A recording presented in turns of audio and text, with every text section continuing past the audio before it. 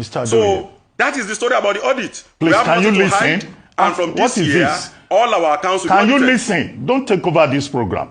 What is that? Please don't shout at me. Yeah, no, please, listen. Particulars of offense there. Move money directly from government to bring the change. Use it to pay the child's school fee in advance. Under the guise of saying I'm being used by who? At this stage of my life, used by who?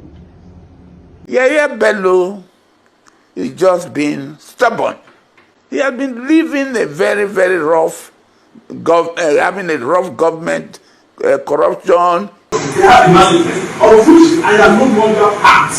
I told you this. I told you that when I go to the US, I'll be able to give you documents because DSS sees my faults. You don't have to go, but I have documents that I bought yesterday. But I don't have a hearing notice. I'm here to represent myself. Having spent over $4,000. Hello everybody, welcome back to Plan B TV News. Yet again, there is another whistle blowing right now that retired police CP embezzled 20 billion under his constituency when he was a police officer serving as a CP in Nigeria. When I hear that kind of money, I say, hey, 20 billion. Anyway, I want you guys to watch this particular video of Arise TV News, how they interview him, what he said. We'll be right back to do some messages to it. I have never said anything and withdrew it. I weigh my words before I utter them. And every word I say in good faith. I never said I am now a billionaire. And anyone who has proof to the contrary is challenged to produce it. Now, going to whether I have used my office, those who make the assertion can also prove that if they have evidence. I have never abused my office. I have never amassed wealth. I have never done anything that is against civil service rules or any law known to man. Civil service rules and police code of conduct does not bar anyone from investing. There is no law against buying shares. There is no law against investing in land or property. The only thing is that you must be able to justify the means. There is no law against being a member of a cooperative. Many public servants are members of cooperatives in their churches, with their age mates and age grade, in their town unions, even at their workplace. I am also a member of Nigerian Police Cooperative. And when the club I founded was mentioned, I had the word limited added to it. And it was ascribed to me. What a fallacy. We don't have a company. It is not a company. It is an investment club that has an arm that is registered with the Lagos State government as a cooperative. And we are registered with the Corporate Affairs Commission. Olusegun Adeniyi, in his verdict column, claimed to have done a Google search and he couldn't find anything else, even though when I did the same Google search myself, I found several entries that explain to the world what we do and how we do it. He only zeroed down on one negative report by renegade members we had expelled for criminal misconduct and gave them generous space. He said he checked the CAC database and he could not find us, meaning we are illegal, meaning we don't exist. That's a fallacy. I have our certificate of registration here, and I hereby display it for the world to see. This is from CAC. Not only are we registered with the CAC, our annual filings are up to date with the CAC.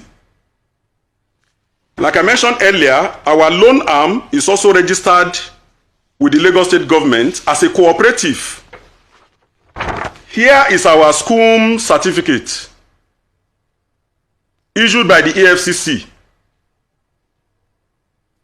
So you can begin to see when someone says we don't exist, we are not registered, and I've shown evidence that we are, including registration with Efcc.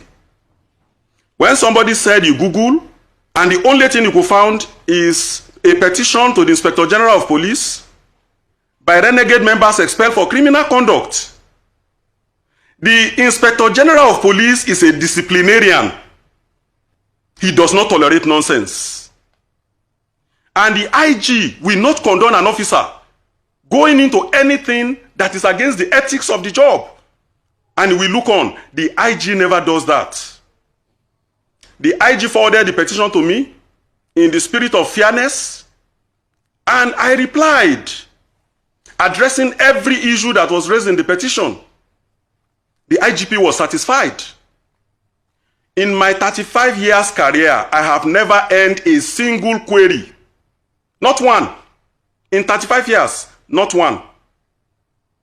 And I have never been called upon to explain why I should not be queried. Not once have I been tasked to do that. The clip you played just before you asked the question, you had people of Anambra State commenting on my person and my work. That alone speaks for itself. And if I did not do my work diligently, how come the state government named a street after me? It has never happened in the history of Anambra State that has had 32 commissioners of police before I was appointed. Anambra State government also gave approval for the conferment of 2 chieftaincy titles on me by communities who were appreciative of my dedication and commitment as head of a vibrant police command to their safety and security. I have the certificates here. I am one lady number of Omasi Kingdom. All right. I am DK Ochioha 1 of Ogbunka Kingdom. 2 chieftaincy titles bestowed in a space of 1 week by grateful citizenry. And this is the certificate of the street that was named after me. That street is by the Governor's Lodge in the state capital. African Trust magazine declared me Man of the Year. Here is the publication. And it went down memory lane to capture what we have done. These are 23 rifles recovered from criminals in one single operation, to mention but a few. All right, sir. All right. So I've not abused my office. Let us be clear, I've given my best in security management for 35 years without earning a single query. This list sum of 150 million naira to buy off those shares. Mr. Doye. And to raise capital for our venture into business. Mr. Doye. So that is the story about the audit. Please, we have can you nothing to listen? hide, and from this What is year, this? all our accounts will Can be you audited. listen? Don't take over this program. What is that? Look, when I asked you... Please when don't you, shout at me. Yeah, no, please, listen. This is a program. It's not for you to take over the program, and we are saying we want to intervene and you keep talking. You ask questions and providing answers. Yes, I've heard you. We have heard you. Now, here we go. Now, everybody that work under ex-president Muhammadu Buhari, the kind of money we hear that these people embezzled, 20 billion for just police CP. And he's saying he has a company and this company is registered. That is how they do it. Remember Yahaya Bello? Yahaya Bello embezzled 84 billion. He's still countering that funds right now, telling you how he got that money. That is his own money. All they do, they took and they quickly put it in one place and say that is how they invest their money. If you ask Dino Melaye, for example, how he got his money, he will tell you, I have Madonnas. That is how I make my billions. Now, you guys remember Emefiele? Emefiele, how he embezzled and embezzled out in today. The money Emefiele embezzled, even the full Nigeria, if they're supposed to be paying you guys, let's say every day, 1 million naira, the money will still not finish, not in 10 years' time. The kind of money we hear that people embezzle in Nigeria, all these past governments, billions, billions, we not hear million, no. And but that opened another page for me to ask this question. Why is it that in Nigeria, when you stole billion or millions, not million, millions, and your jail sentence or you even get pardon from the court, or the police will not even bother to arrest you? But when you stole 1,000 to 100,000 or even 200,000, the kind of jail sentence that we sent you in that country, I don't understand. When I heard that somebody was sentenced to death for stealing the government's phone, I was like, hey, somebody was sentenced to death for stealing a goat or big jewelry. We hear how they persecute common criminals who stole 1,000, 2,000, 3,000 from the markets. But when you get somebody that puts you people on abject poverty, billions, 20 billion for just police CP, he's trying to come up with an idea that this is what he does and how he invests his money. 20 billion. Anyway, let's go to the other news. On the other hand, a lot of you know Regina Daniel husband, Ned Nwoko. Ned Nwoko recently is under a crisis with Chowore. Chowore, they were in court and Chowore decided to say this. How dare you, a corrupt politician like you. This video was secretly recorded in the court. I believe maybe it was not allowed, but I want you guys to see how buoyant when he was talking to Ned Nwoko that all of you are afraid of. That of the registered certificate of Harry Potter in the US. I want you don't just finish the case of Venus here. Does the Efcc know the location of Venus and the guy you are prosecuting in this court? No. But are they not mentioned in the trial? Of course, yes. Are you trying Venus? Of course, no. Because the Efcc did not bring Venus here. They brought a representative of the Venus that they arrested. If they wanted to try Venus in front of you, you would have requested that a parent service hearing notice be given to Venus. You have a similar case here. Is it because we are Nigerians and don't abuse us? I set up a company, there's no lie about it. And the company wants to today independently of me. I know they hate me because I expose corruption. But my Lord, don't allow justice to be insulted in your court. If you want proper trial, you deserve a hearing notice. Is that not simple? Is that not procedural? That you give hearing notice to someone who do not appear before you for a similar trial? As our reporters can get a point, and I'm telling you, my Lord, they have the management of which I am no longer part.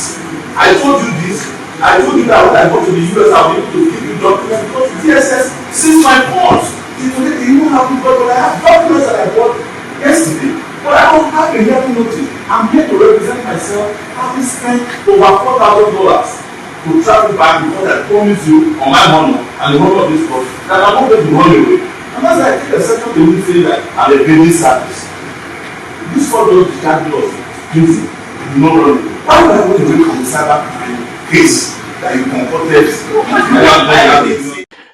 Anyway, this brings us back to Nigerian economical crisis. We know we have talked about it a lot, though Nigeria seems to be less concerned because they are more concerned about Davido and Wizkid, who is more better, who is richer, and who is more influential, and who is more Oga, and all of that. That is Nigeria concerned recently. But there are economical crises in Nigeria. Electricity tariff is high, and fuel scarcity and fuel tariff is high. There are a lot of crises in Nigerian system right now about government embezzling money to the point that Tinubu were frustrated. He decided to come out and lie. Your president lied to the Nigerians that said, "Oh, Maersk invested over 600 million US dollars in Nigeria." Everybody will say, "Oh, wow." I want you guys to watch this particular video of Arise TV News, how the said mask that Tinubu is back of denies it. President, that's such a lie. When? How? I beg not be me and you. And let's watch this particular video. We'll be right back. The presidency has come under fire on social media after officials of Danish shipping company AP Moller Maersk on Tuesday denied a $600 million investment deal with the Nigerian government, while on April 28th, Special Advisor to the President on Media and Publicity, Ajuri Ngelale, in a statement claimed that Nigeria secured a $600 million investment to expand existing port infrastructure to accommodate more container shipping services in Nigerian ports. Well, according to Ngelale, Robert Ugla, chairman of AP Moller Maersk, made the investment commitment during a meeting with President Bola Ahmed Tinubu on the sidelines of the World Economic Forum in Saudi Arabia. But according to Lloyd's list on April 29th, the $600 million investment in Nigeria, as stated by the presidency, was news to Maersk. The report added that the company's chairman, Ugla, met with President Bola Ahmed Tinubu over the weekend, but no new investment deal was signed. I mean, Rufai, I know you are saying, because I did see some of your, your statements on Twitter, and it does appear. I mean, let me just take this tweet from Hamless, who wrote, "This one, the entire government is now depending only on propaganda. Does it now imply that Tinubu has run out of ideas? From Dubai visa ban to Maersk $600 million investment. How long should we continue to delete posts and keep writing these articles?" But I believe that he's responding to Bayo Ononuga, who actually deleted the post announcing the deal as well. I'll take Godswill's tweet. He wrote, "Breaking news. This is the global Tinubu effect.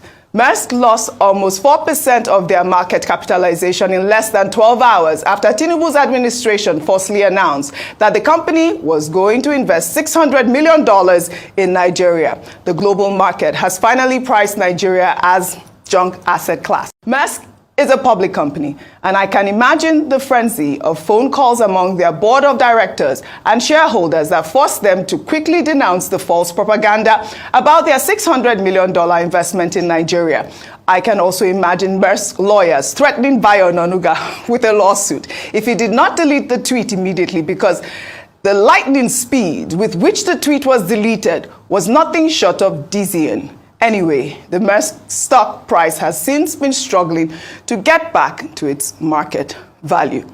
Well, in a twist of events, a video made available to Arise News with the caption, "Caught on tape," the presidency claimed the Maersk Terminal's chief executive officer, Kate Swevenson, detailed the company's $600 million investment commitment during a visit to the Minister of Industry, Trade and Investment, Dr. Doris Uzoka Anete.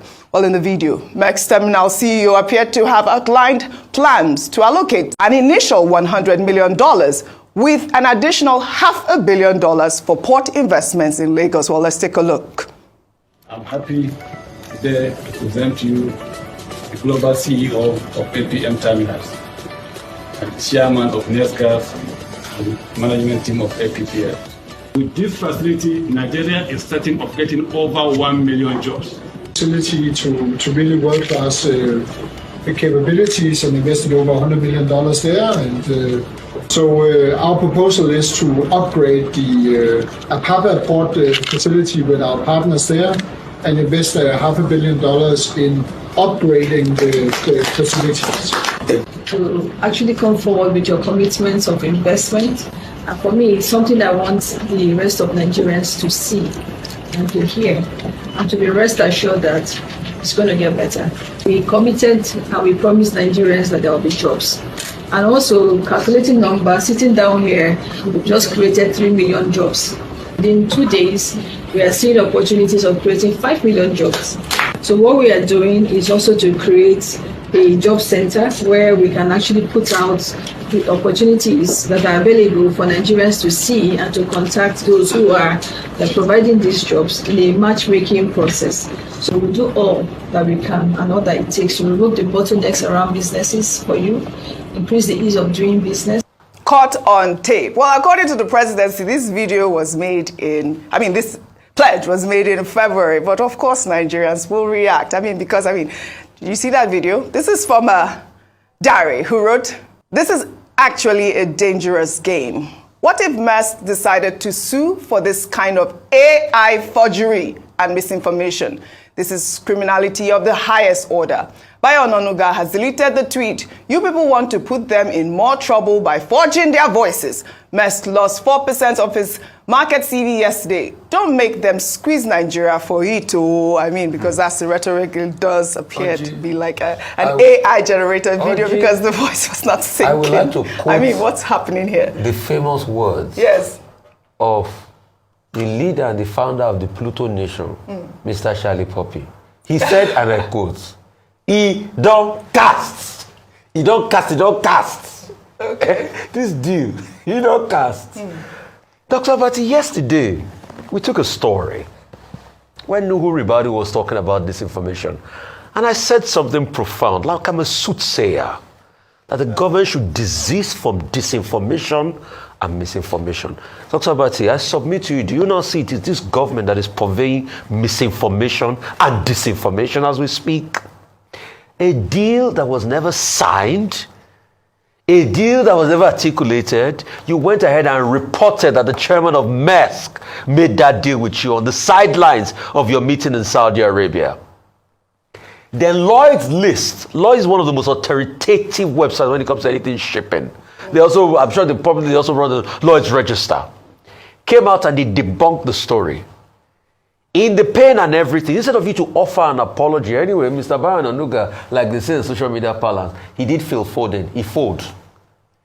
He went back, he deleted that message, that misinformation. As he should. Then some of their propagandist bandwagon had the temerity to bring out this video that didn't even talk about an investment, talk about a proposal that was done in February as against something that was announced. I mean, how much will government stop spreading misinformation on social media? Because when Nuhu Ribadu was talking about spreading misinformation, is this not obvious? Just like we had in the Dubai case, that it took a brave journalist to debunk it by calling the Dubai authorities. It has gotten to a point where if you have any of these foreign announcements, what do you do now? You need to talk to those foreign bodies that they made the announcement with to be able to get to the root of the matter. If Maersk had not been asked, and stellar job Rotus, I commend you, second time I commend you Rotus today. Rotus had to go ahead and send a message, say they can't comment on any investment. If it was something they were happy about, they were going to comment on it. So it speaks volumes of what we should do, and let us do it, right? We can't keep doing this and spreading misinformation. Okay, I'll be very brief. You see, there's something they call test of English as a foreign language. I know that. TOEFL. Yes. So English language is a very tricky thing for people for whom English is not the first language. Good. That's my first point. Now, Ajuri said the Nigerian government secured, right? Yeah. It probably, in its mind, doesn't mean that a deal has been struck. Mr. Ononuga, in the tweet that he deleted, said plans to invest. Like yes. Right? So Mr. Ononuga, when there was this pushback, deleted the tweet. And I think also he went on television to say, he didn't say they have said they will invest, but that they plan to invest. Now, Maersk, in their own statement, said, we'll continue to dialogue with the Nigerian government. We're committed. We've been doing business in Nigeria for a very long time, and the ongoing dialogue with the Nigerian government is in order, but no deal has been signed. Obviously, if a deal was signed, we will have seen the ceremony. Yes. Now, to the basic issues. That article by one Richard Meade on the Lloyd's List, I went through it. Yes. Yes, he said Maersk did not say that any deal was signed, but he also provided an explanation that Maersk, the Danish shipping giant, that they are going to have their announce their quarterly earnings, first quarter earnings, on Thursday. And of course, that would generate the interest of investors and all that. And that one of the reasons is that they don't want to run foul of any regulatory issues. So how do you go and tell your investors that you have already promised or you have committed yourself to a $600 million package in Nigeria? Yes, of course, at that meeting, questions will be asked. Investors will ask questions. So he provided that alternative explanation. And then in some of the things you read, their share price, their stock equity was affected. It dropped by 4%. So there are regulatory issues here. There are, business considerations here. But the more important part of it is that those who issue statements on the part of government should not be over enthusiastic. Each time President Tinubu travels, our people are always very eager to come out and say, we have secured this amount, we have secured that amount. So I think there's also something about the use of English language here. Why not just say it as it is and say there was a dialogue, there is but to go ahead and say a deal has been secured. No, they will say no, it didn't happen. Secure, yes. I have told you that it's about English. I want to assume that if you have the position as a spokesperson of the president, your use of English should be almost at 100%, should be excellent. If we gave you TOEFL to pass, there should be not. I think it's a disservice to a jury to say that he doesn't speak English. You're very terrible. You're a terrible person. Rufai, hold on. Rufai, hold on. My main issue. English language is They are not saying our it now, language. Rufai. The second video to justify, because clearly they said it was when President Bola Ahmed Tinubu met with the chairman in Saudi Arabia that the deal was secured. What has this got to do with that statement? Nothing to do with that. Absolutely Please, not. for the avoidance of doubt, let me tell you what the Oxford Dictionary defines secure as. Succeed in obtaining something, especially with difficulty. Obtain, the first fix or attach firmly so that it cannot be moved or lost. It is irrevocable. So I think he can speak English properly. He understands English. English is a criteria to pass English language before he can get to any university. So we just call it propaganda. That's what it is. Now, ever since Bola Ahmed Tinubu took over power since last year, 2023, there are a lot of companies that left Nigeria. Lots. I'm not saying 1, 2, 3. A lot of companies are running out of Nigeria because of the increase in electricity tariff. There is no electricity in some part of Nigeria at all. Increase in fuel price and the removal of fuel subsidy, the cost of living, the tax, a lot of things. Everything is just like fed down to zero. When everybody were crying about Buhari is a bad government, Buhari is a bad president, Buhari, I hate you, Buhari is not good, he's going to be on blacklist. That name Buhari, no child will ever bear that name again. Buhari put Nigeria from 70 to 30. Everybody was just calling him out. Until Tinubu took over office and bring it to zero. We don't even have 1% left in Nigeria the way things are going on in Nigeria. All we are hearing is that Tinubu is sharing 50,000 to the common Nigerian, but nobody received that money except those that are connected to politicians. You know how politicians play their game now? Just call a group of people and say, go and tweet it on social media, I give you 50,000. Everybody just tweet. But not everybody that I know, including you, if you know you received that 50,000, please comment it in the comment section. Oh, student loan, nothing. Since he took over power, all we hear is about the Senate sharing money, 500 million, 200 something million, fighting. Oh, I took 200 something million, but you people take 500. Your own is too big, my own is small. That is what they're fighting for. Oh, our lessons of last year is no longer working. We need new lessons, SUV lessons. That is what they are fighting about in the Senate. Now the electricity minister came out. Oh, you know what is going to happen now? I think we should share this electricity. Those in the rural area will pay this, and those in the urban area will pay this. If you don't agree with this, there will be total blackouts. Now they're increasing electricity tariff. Oh, the removal of subsidy. I'm your president now. By the power invested in me, I remove first subsidy. Boom, no plan. Now the petroleum minister is saying, since you all are complaining, those are in social states like this will be paying 600 per liter. Those that in Abuja will be paying 900 per liter. Those that are in Lagos will be paying 850. Those that are in Delta State will be paying 750 per liter. That is how they share it now. Nigeria system be folding hands. They're not talking. No riots. Nobody's complaining. If you see the way they devalue Naira, everything, no food, food scarcity, fuel scarcity, everything is scarcity. Even to the extent there is scarcity in girlfriend. 1 rand now is very expensive. From 500 now, gas is now charging 50,000 naira. Everything is expensive except guys. All they care about is Davido. Who told you Davido is better than Whiskey? Whiskey, I'm a Whiskey FC. Don't say that. That's the problem. But all of this is happening under your roof. Your president can't even run your country anymore. Instead, he's now lying that, oh, all of you that is saying companies are running. This Maersk company just recently invested $600 million in our country. And the Maersk said, hey, president, I know you to be liar in politics, but lying about investment, Makbami. Not just that, you heard what Chuwere was saying in the court. Nedo Wonko. You see how politicians embezzle money. Nobody is talking about it. And you guys also have first information about the former Kogi state governor, Yahaya Bello. How the EFCC is trying to arrest him because of 84 billion. All I wanted to say about Yahaya Bello is just being stubborn. But he's just being stubborn. He knows where to go to.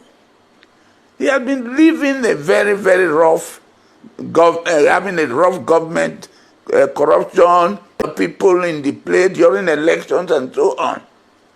There's time for everything, and it has come for him to answer questions. He should go to court. And these lawyers, some of them have nothing to do.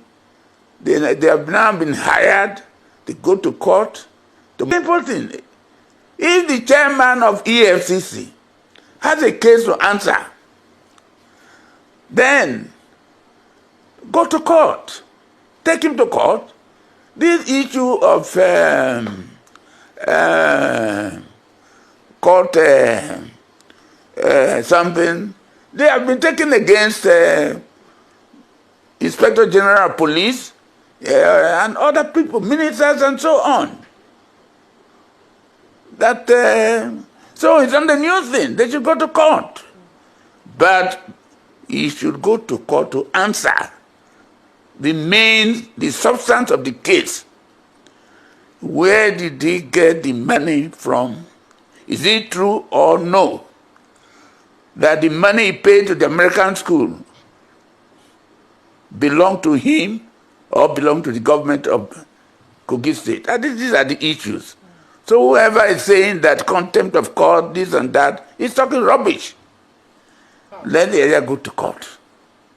And now we have to question, if a governor misuses his power, enjoying immunity, to commit crime, to obstruct justice, I think the issue had to be called to question. The behavior of the new governor. It's Yahaya Bello in power for the third time.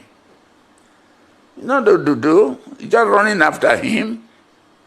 So this is all I want to say about Odudu. I'm pleading with him. He's a nice, attractive young man. He should do the needful so that the youths in this country can have something to fall upon. Having said that, let me say this. In 2007,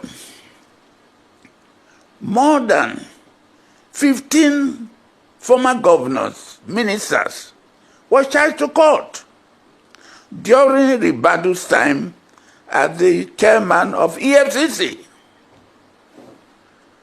And most of them, some of them were charged to court in Lagos, Abuja, and so on. But after some time, some of these cases were not heard again. All we had later was that these same governors have been cleared to contest senatorial seats, and they are now in the Senate. So today, a man charged to court. Let me take a case of one of them. Right. Abdullahi Adamu, who was the governor of Nasarawa State in 1999, I think. He was charged to court for embezzling his money from his state for the sum of 15 billion naira, with other commissioners who were to be charged to court in Nasarawa State.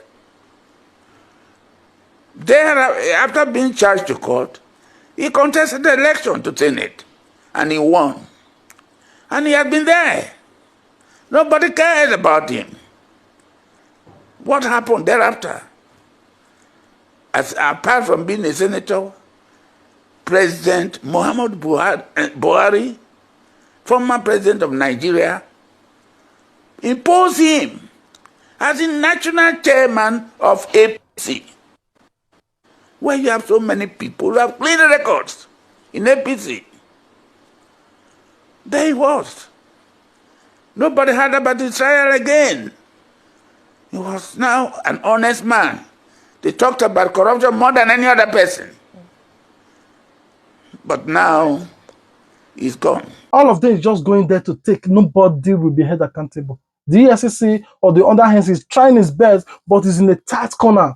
The federal is not enforcing him or empowering him to do more, because the people he's trying to go after now are under APC. How is it going to be possible?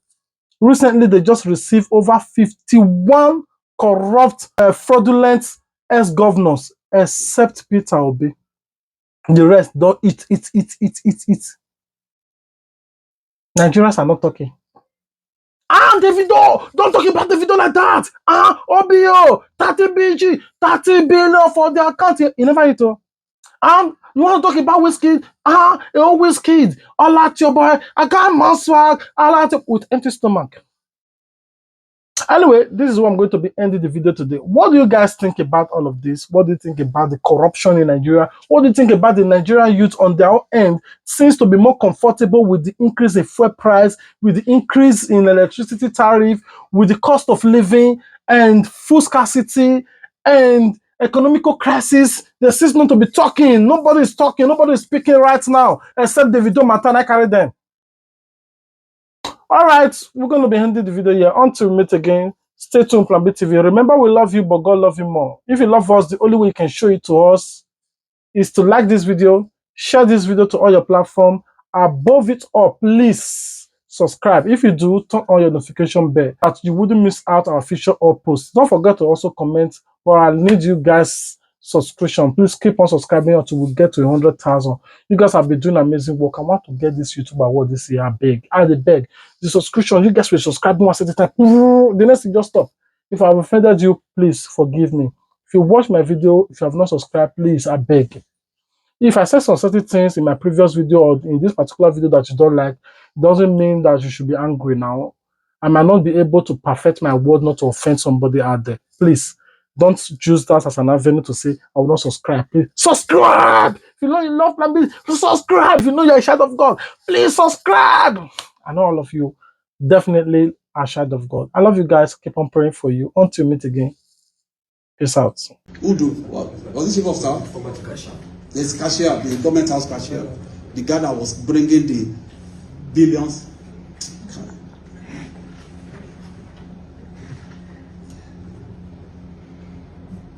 I'm so passionate about the need for us to move forward in this country. A sitting governor, because he knows he's going, you move money. I mean, the particulars of offense is there. It's before court. Go and check it. Apply for our processes, please. You will get some of these particulars of offense there. Move money directly from government to bring the change. Use it to pay the child's school fee in advance. In advance. Dollars. How much? 70 what? Yes. Total is over almost 800.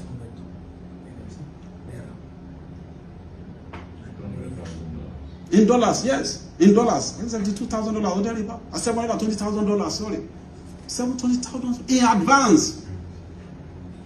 In anticipation that he was going to leave government house. In a poor state like Kogi. And you want me to close my eyes to that? Under the guise of saying I'm being used by who? At this stage of my life, used by who? By who? For crying out loud. I assumed office here. I didn't initiate the case. I edited the case file. I called for the case file. I called for the report. And I said, look, there are issues here. Do you know on my honor, I put a call across to him, which ordinarily I'm not supposed to do, just to honor him as a governor, as a immediate past governor. Sir, there are issues. I've seen this case file. Can you just come? Let us clarify these issues. I'm under camera. He said, sir, I thank you, my brother. I know, but I can't come. There's one lady, I don't know what her name is, maybe a senator, that she learned, she had said, she has surrounded the Efcc with over 100 journalists, to come and embarrass him and intimidate him and all kind of stuff. I said, okay, if that is your fear, I'm going to pass you through my own gate, special man's gate. You will come to my floor. We will accord you that respect. I will invite my operatives. They will come and interrogate you or interview in my own office. What could be more honorable than that? In my own office. To allay the fear. Thank you, sir. I appreciate that. You know what he said? But can't they come to my village? That's what he told me. Can't they come to my village to come and say, I told you. He also got to talk, he sent a message to him. My director of the investigation sent a message to him. Some people say we are handling him, we are harassed. Let's be fair on this. Look, we need the Efcc. We need this institution to survive. We need this institution to survive. I'm telling you. So many victims that we have wiped tears off their eyes. People that they have swindled and all of that in their millions. How much are we going to say? Every day we keep recovering money for victims. Every day. In my 6 months, we have recovered close to 120 billion. Over 1,600 convictions.